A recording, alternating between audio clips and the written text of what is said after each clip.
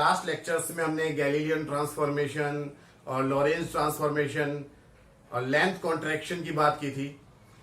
तो Lorentz transformation का ही एक बहुत इंपॉर्टेंट रिजल्ट है टाइम डायलेशन। तो टाइम डायलेशन को हम आज प्रूव करेंगे। इसे प्रूव करने के कई तरीके हो सकते हैं। तो एक तो है लॉरेंज ट्रांसफॉर्मेशन और दूसरा है एक थॉट एक्सपेरिमेंट। तो दोनों तरीके से आज हम प्रूव करने वाले हैं टाइम डायलेशन को। तो उससे पहले हम जानते हैं टाइम डायलेशन होता क्या है।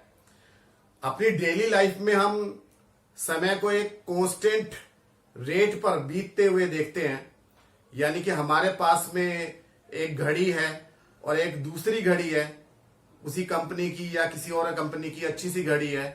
तो दोनों में टाइम जो है वो सेम रेट पर बीतता है, यानी कि अगर हमने दोनों घड़ियों को मैचिंग कर रखी है और घड़ियां ठीक है तो कुछ समय पश्चात अगर हम उसे दोबारा से मैचिंग करें एक दिन बाद या कुछ दिन बाद में, तो हमें पता चलता है कि दोनों घड़ियों में टाइम सेम है।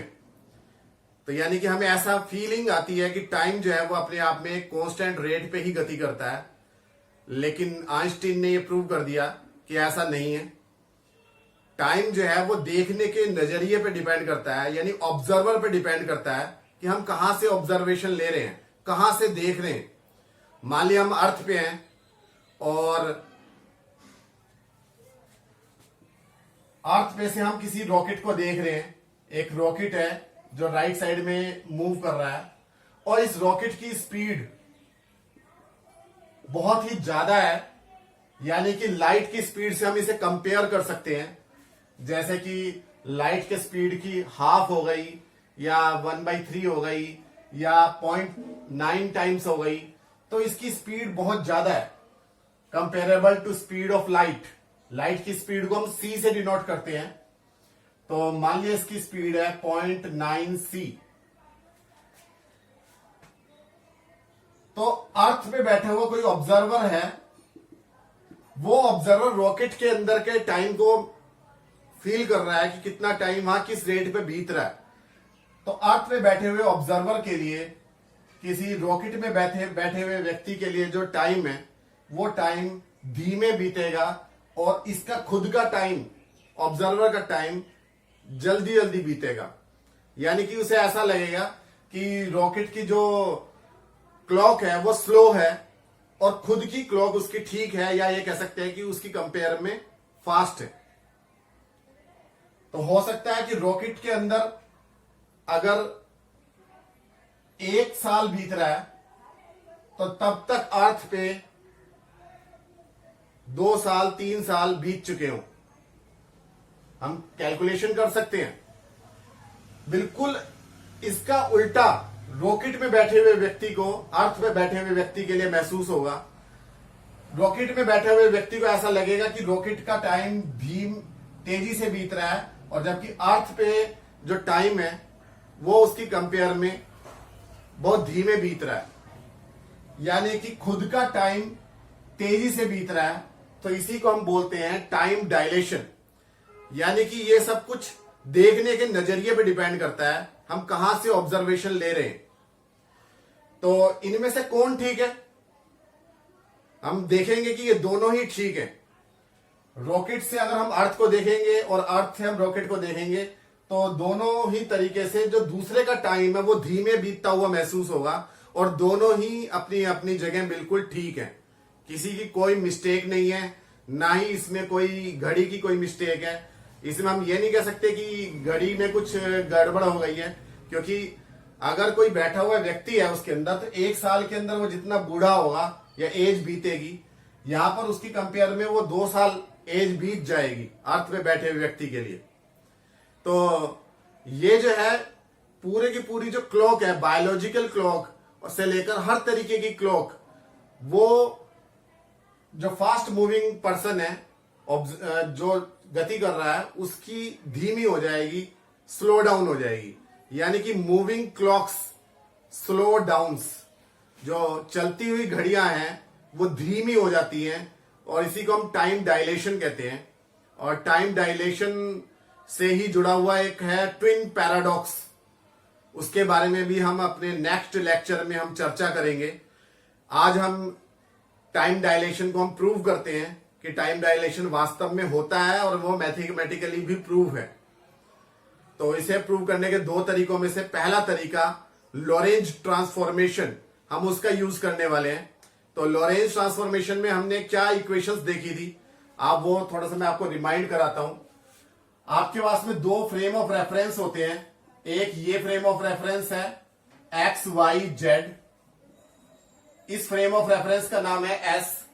एक दूसरा फ्रेम ऑफ रेफरेंस है, उसकी कंपेयर में, पहले फ्रेम ऑफ रेफरेंस की कंपेयर में v स्पीड से, कांस्टेंट स्पीड से राइट साइड में मूव कर रहा है, और इस फ्रेम ऑफ रेफरेंस का नाम है एस डैश। तो यहां पर जो एक्सिस है उसका नाम भी हमने एक्स डैश, वाई डैश और जेड डैश ले रखा है। शुरुआत में ओ और ओ डैश दोनों के जो ओरिजिन थे वो एक ही जगह पे थे जब से हमने टाइम मेजरमेंट करनी शुरू की। उसके बाद में जब ये वी मोशन से जा रहा है, उसके बाद में हम यहां पर कोई इंसिडेंस देखते हैं, मान लिया कोई घटना घटित हो रही है, जैसे कि कोई बॉम्ब एक्सप्लॉयड हो रहा है, उस इंसिडेंस के जो कोऑर्डिनेट्स हैं पहले फ्रेम ऑफ रेफरेंस में वो क्या है, x dash, y dash, z dash, और वो इंसिडेंस कितने टाइम पे हो रहा है, टी डैश टाइम पे हो रहा है। इसी सेम पॉइंट के coordinates S frame of reference में क्या है, x, y, z and t. तो इनमें ही जो रिलेशनशिप होती है कोऑर्डिनेट्स में, उसी को हम लॉरेंज ट्रांसफॉर्मेशन कहते हैं। और वो क्या रिलेशनशिप थी, x dash was equal to x minus v t upon under root 1 minus v square upon c square, y dash was equal to y, z dash was equal to z and t dash was equal to t minus x v upon c square divided by under root 1 minus v square upon c square. तो ये सारी जो equations हैं चारों, इसी को हम बोलते हैं लॉरेंज ट्रांसफॉर्मेशन इक्वेशंस। तो लॉरेंज ट्रांसफॉर्मेशन से खुद पता चल रहा है कि टाइम जो है टी डैश का अलग स्पीड में बीत रहा है और टी का अलग स्पीड में बीत रहा है। वो डिपेंड करता है वी के ऊपर। अगर वी स्पीड ऑफ लाइट के कंपेरेबल है तो टी डैश और टी में काफी फर्क आएगा, लेकिन अगर वी स्पीड ऑफ लाइट यानी कि सी के कंपेयर में नेग्लिजिबल है तो ये टर्म जीरो हो जाएगा और नीचे वाला term v square upon c square zero हो जाएगा, और तब आ जाएगा आपका t dash is equal to t. यानी कि जो हम डेली लाइफ में देखते हैं, अगर हम डेली लाइफ में देखें तो कोई बस जा रही है या कोई ट्रेन जा रही है, उसकी स्पीड इतनी ज्यादा नहीं होती कि उसमें टाइम अलग स्पीड से रन करने लगे।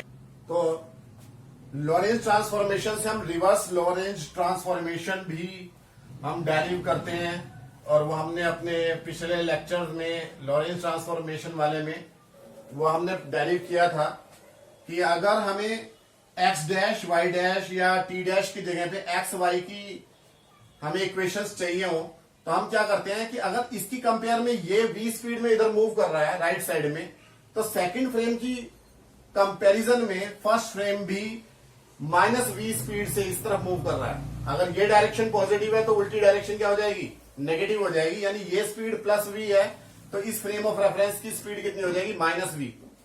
जैसे कि हम ट्रेन में बैठ के जा रहे हैं तो हमें क्या होता है, बाहर से बैठे हुए व्यक्ति के लिए तो ट्रेन मूव कर रही है v स्पीड में, लेकिन अगर ट्रेन में बैठा हुआ व्यक्ति किसी बाहर किसी चीज को देखता है जो रेस्ट में है वैसे अर्थ की कंपैरिजन में, तो वो माइनस v स्पीड से पीछे जाती हुई महसूस होती है। ट्रेन में बैठ के ऐसा लगता है कि पेड़ जो है वो माइनस v स्पीड से पीछे की तरफ जा रहे हैं।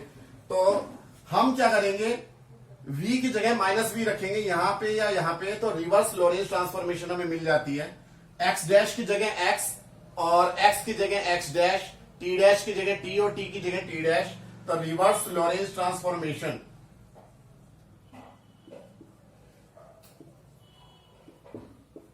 क्या होती है, x इज इक्वल टू होता है x dash plus v t dash upon under root 1 minus v square upon c square, और y डैश तो हमेशा y के इक्वल होगा ही, और z डैश के इक्वल z होगा, और t की वैल्यू आ जाएगी t dash plus x v, x dash v c square divided by 1 minus v square upon c square. तो ये रिवर्स लॉरेंस ट्रांसफॉर्मेशन की इक्वेशंस है, ये हमने डेरिव भी की थी। या माइनस की जगह आप प्लस वी कर देंगे तो, या टी की जगह टी डैश रख देंगे तो ये आपको मिल जाएगी। तो ये जो इक्वेशन है हम यहां से शुरुआत करने जा रहे हैं। इस इक्वेशन को हम इक्वेशन नंबर 1 मान रहे हैं, यानी कि t इज इक्वल टू कितना है, t dash plus x dash v upon c square divided by under root 1 minus v square upon c square. तो ये आपकी इक्वेशन नंबर 1 है, और बाकी हमें किसी चीज की जरूरत नहीं है, तो हम इन्हें रफ कर रहे हैं। तो अब इक्वेशन की डेरिवेशन हमारी शुरू होने वाली है टाइम डायलेशन के लिए। तो आप ये देखो कि आपका इस पॉइंट पर 2 बार एक्सप्लोजन हो रहा है। Second frame of reference S dash की रेस्पेक्ट में ये पॉइंट आपका फिक्स है, रेस्ट में है, और इसी पॉइंट पर ही आपने पहला एक्सप्लोजन देखा। मान लिया उसे हम इवेंट नंबर 1 कह रहे हैं, कोई बम फट रहा है और एक्सप्लोजन हम उसे समझ रहे हैं कि वो एक पॉइंट पे हो रहा है, तो वो एक इवेंट है, वो एक इंसिडेंस है। तो उसके लिए पहला जो टाइम इंटरवल है इस फ्रेम की रेस्पेक्ट में वो है t1, और इसकी खुद की रेस्पेक्ट में जो टाइम इंटरवल टाइम है वो है t1 डैश। तो t1 will be equal to t1 dash plus x dash v upon c square. x dash जो है वो सेम रहेगा क्योंकि सेम ही पॉइंट पर एक्सप्लोजन हो रहा है। तो इस इक्वेशन में भी और दूसरे इक्वेशन में भी दोनों जगह x डैश की वैल्यू सेम रहने वाली है। This is equation number 2। इसी इक्वेशन नंबर 1 से हमने ये 2 फाइंड आउट किया है। और इवेंट नंबर 2 जो सेकंड एक्सप्लोजन हो रहा है यहां पर, उसके लिए फर्स्ट फ्रेम की रेस्पेक्ट में टाइम कितना हो जाएगा, t2 will be equal to t2 dash plus x dash v upon c square divided by under root 1 minus v square upon c square. This is equation number 3। तो equation number 3 में से equation number 2 को minus करेंगे। Equation number 3 minus equation number 2, तो t2 minus t1 will be equal to, ये factor common आ जाएगा, under root 1 minus v square upon c square common आ गया, t2 dash minus t1 dash, और ये जो फैक्टर है x dash v upon c square, ये x dash v upon c square से कैंसिल हो जाएगा। इसी इक्वेशन को हम यहां लिख रहे हैं। तो delta t is equal to delta t naught divided by under root 1 minus v square upon c square. तो डेल्टा t नॉट क्या है, इसी frame of reference S dash frame of reference जो मूविंग फ्रेम ऑफ रेफरेंस है, उसी में एक ही point पर जो 2 बार एक्सप्लोजन हुआ है, 2 इवेंट्स हुए हैं, उनके बीच का टाइम इंटरवल है। और क्योंकि ये टाइम इंटरवल आपका रेस्ट में है, एक ही पॉइंट पे हुआ है, तो ऐसे टाइम इंटरवल को हम बोलते हैं प्रॉपर टाइम इंटरवल। तो ये आपका प्रॉपर टाइम इंटरवल। और दूसरा डेल्टा टी क्या है, यहां से हम देख रहे हैं, एस फ्रेम से जो देख रहे हैं, तो एक बार एक्सप्लोजन यहां हुआ, उसके बाद में जैसे टाइम बीता तो थोड़ी दूर जाके एक्सप्लोजन होगा इसके लिए। तो उन दोनों एक्सप्लोजन के बीच का टाइम इंटरवल है डेल्टा टी। तो ये जो डेल्टा टी है, ये दोनों इवेंट अलग अलग जगह पे हुए हैं, ये वो टाइम इंटरवल है। तो इसे हम बोलते हैं इम्प्रॉपर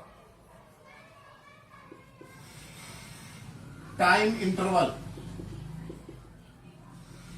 जो टाइम इंटरवल सेम जगह पर इवेंट पे होते हैं तो वो होते हैं प्रॉपर टाइम इंटरवल, और जहां पर जिस फ्रेम की रेस्पेक्ट में दोनों इवेंट अलग अलग जगह पे होते हैं वो टाइम इंटरवल क्या होता है, इम्प्रॉपर टाइम इंटरवल। तो improper time interval is equal to proper time interval divided by under root 1 minus v square upon c square. यहां पे आप देखो v अपॉन सी की कुछ ना कुछ वैल्यू होगी, और जब वो 1 में से माइनस करेंगे तो वो वैल्यू 1 से छोटी आएगी, उसका अंडर रूट भी 1 से छोटा आएगा। तो जब अंडर रूट 1 से छोटा आएगा तो जब डिवाइड करेंगे तो डेल्टा टी की वैल्यू डेल्टा टी नॉट से ज्यादा आएगी, यानी delta T is always greater than delta T not. अगर v की जगह 0 रख दें तो डेल्टा टी और डेल्टा टी नॉट बराबर हो जाएंगे, यानी कि जहां पर प्रॉपर टाइम इंटरवल है वो छोटा है और जो इम्प्रॉपर टाइम इंटरवल है वो बड़ा है, यानी कि इसमें बैठे हुए व्यक्ति के लिए प्रॉपर टाइम इंटरवल यानी कि इसका जो टाइम है वो धीमे बीतेगा और खुद का टाइम तेजी से बीतेगा, यानी डेल्टा टी बड़ा है डेल्टा टी नॉट से, तो खुद का टाइम तेजी से बीत रहा है और उसका टाइम धीमे बीत रहा है। इसका रिवर्स भी ट्रू है। तो ये हमने टाइम डायलेशन की हमने डेरिवेशन किया है और उम्मीद है आपको समझ में आया होगा।